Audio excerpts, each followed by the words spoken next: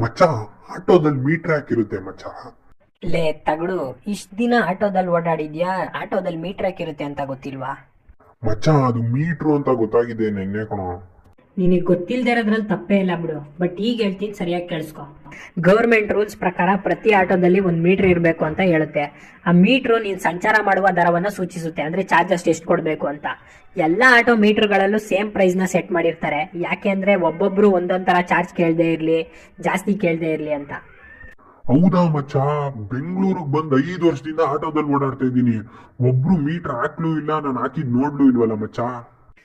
ಮಚ್ಚಿ, ವ್ಯವಸ್ಥೆ ಕೆಟ್ಟೋಗ್ಬಿಟ್ಟಿದೆ.